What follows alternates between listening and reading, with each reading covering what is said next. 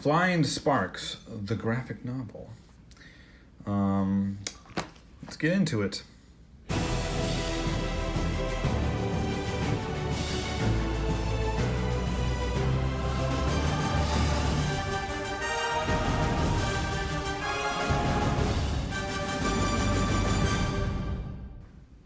All right, Flying Sparks. You may be saying, what is Flying Sparks? What is Flying Sparks? Flying Sparks is one of those books that loosely came out of the Comicsgate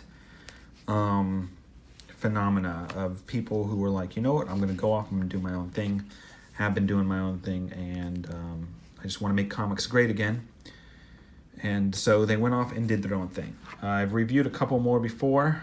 This is by John Della Rose and some other people. And basically a bunch of people were told to put their money where their mouth is. And so they went off to try to do that. And they created books, and they are creating books. And how is it? How is it?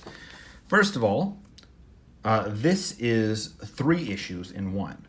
So I don't know if I think it's John Della Rose. Let's see. Yes. I don't know if he's been writing for a while or what, or if this was already out in a different form. But it's 3 chapters. And I've got to say, it's pretty great. It's pretty surprisingly great. And I don't say surprisingly in like a snarky sort of way. Like, I had no idea what to expect. I'm not familiar with John's work. But he sold me on the art and the concept, and I backed it on Indiegogo, and you know what? He's got my money already for whatever next installment is, because this is fantastic. The basic premise is you have Chloe, aka right now she goes by like Metagirl or whatever, but she's the Flying Sparks. She is a superhero. Now, she doesn't actually have powers. She's a physicist, and she works with another physicist who helps create like anti-gravity boots to help her fly, and a suit that kind of protects her a little bit more, and like shock sticks and things like that. And so she's kind of like a superhero in the sense of like Syndrome from The Incredibles, I guess, in that she uses high-tech gadgets to appear to have actual abilities. And she goes around trying to fight crime and be the good guy. And she's still new at it, so she's not the best. I mean, she still has problems, right? And then this is her boyfriend, and he seems like a regular art dealer until you find out he's not. He's a bad guy. He kind of like a young Kingpin-ish type character. Probably not as definitely not as smart as the Kingpin, but spoiler alert, he actually does have superpowers.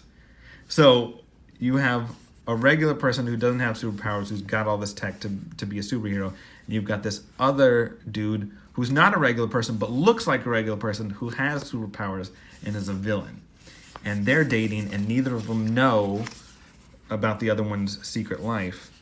And they do care about each other. That's the crazy thing. So, as regular people, they care about each other, but I don't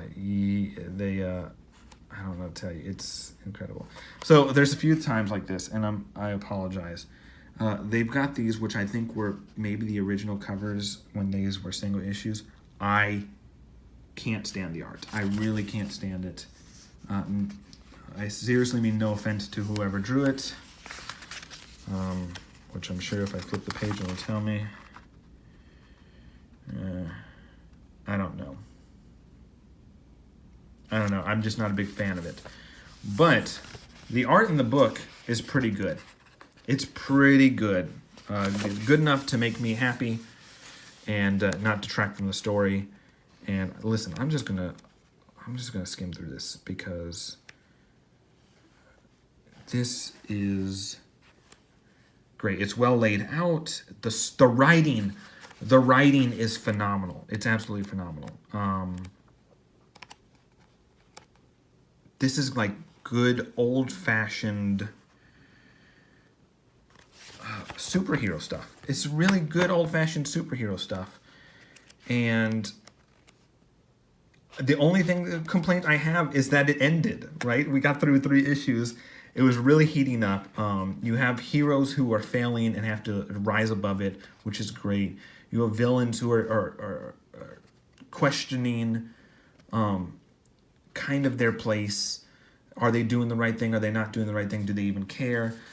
You've got the pseudo friends of each one who are kind of getting wrapped up in this. These, you know what? These feel like real people.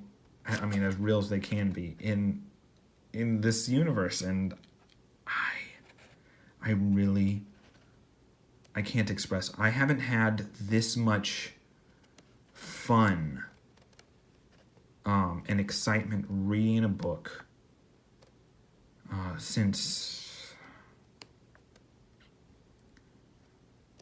I was gonna say Gwenpool. Like so much surprise. It's just I can't express how great this is. If this ever comes out, because I've talked to John. He's mentioned before that he's thinking about putting the next issue out some other way other than Indiegogo, maybe going ahead and getting it printed, putting it on Amazon or something. But if he ever releases this issue 1, volume 1 or whatever again, go get it. I mean, seriously, go get it. If you've been upset and bored with comics, I got bored with comics. But sorry, I wasn't crying. I just had a weird burp. I should be crying though. It's so good. It restored my faith. It restored my faith. It solidified. It made me feel good about my purchase.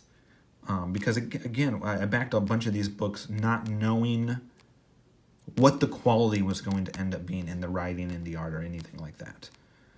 And I'm not gonna lie, I was a little bit worried at one time. The first 2 books I got were well drawn, okay writing, but I don't know if I love them to the point where I'd come back a second time. I like the people, but I was still wishy-washy. This, I hands down, he will get my money again. He will get my money because this is a fantastic product. And I mean, that's what all these are, right? Look at this. Got a little print with G.I. hops in it or whatever. Like, these are products. These are products. And at the end of the day, if I'm going to put money down, I want good product. I want something that when I read, it makes me excited, you know? And this made me excited. I could have seen this as a show or movie or anything else. Like, this book made me excited, again, to read sequential stories. So, see what I mean? Like, that's pretty good art, right? That's pretty good. So yeah, if you ever get the chance to pick up Flying Sparks, I don't know if he's still selling it or not, but do so. I don't think you'd be disappointed.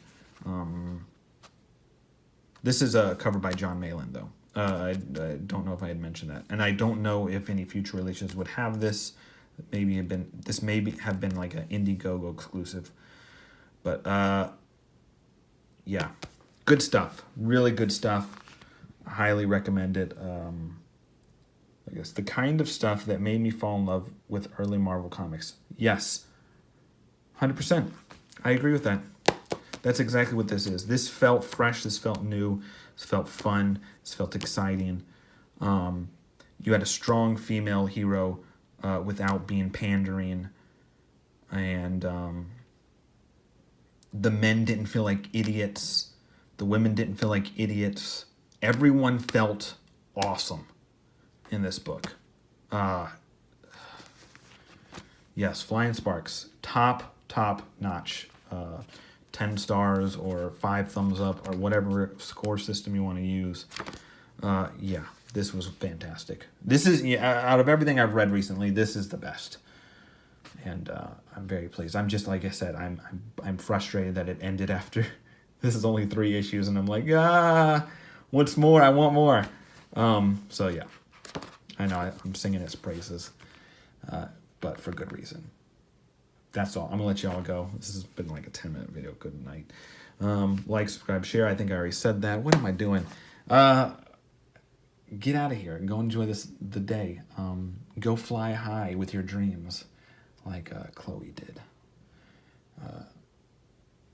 I just realized, does she only have 1 sleeve? What is happening here? Is that how it is in the book? Did I not even pay attention? A sleeve. We must know. We must know. No, she got 2 sleeves. What is this? John Malin, what did you do? Okay, bye.